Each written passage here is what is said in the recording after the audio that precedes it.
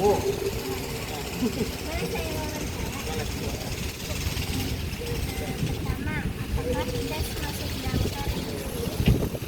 Sedangkan itu dari segi tes juga apa ya, tapi kadang cara mengujinya kita ternyata karena dibagi dari gitu. Gitu. Yang selanjutnya, sudah berapa lama kerja di damkar?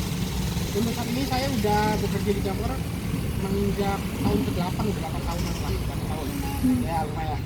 Selanjutnya, apa tindakan pertama saat terjadi kebakaran? Oke. Untuk tindakan pertama, kalau misalkan kita ada kejadian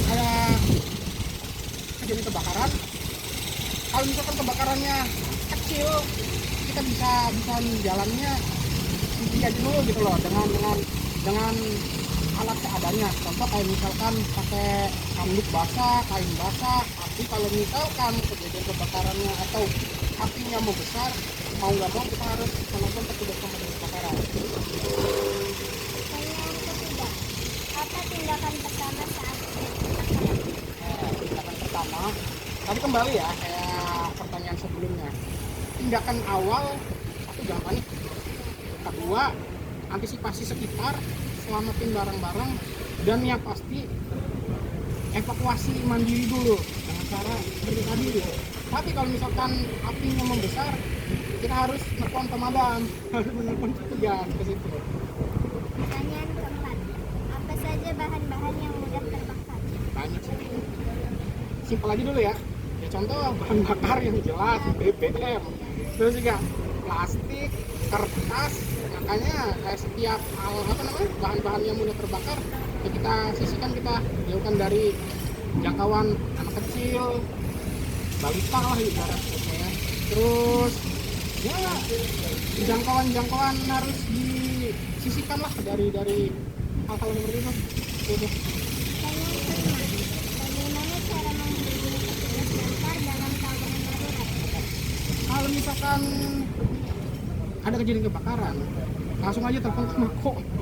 Ada nomor teleponnya kan, di save yang nomor 024 2113.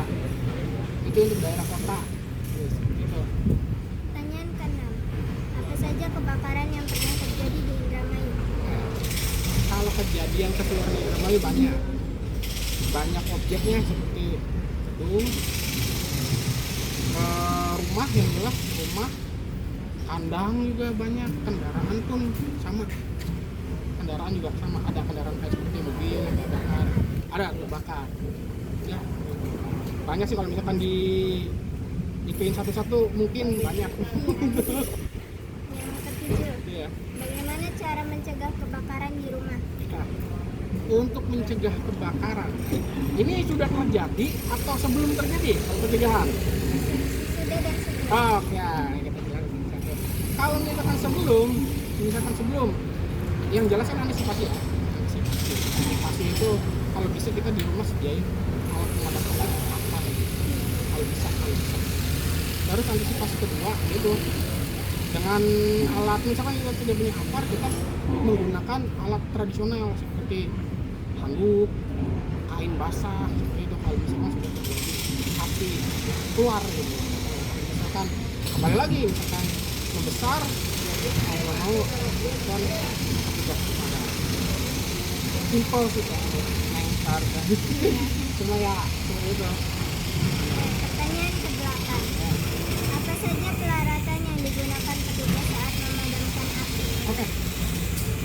Yang satu yang jelas air pelek.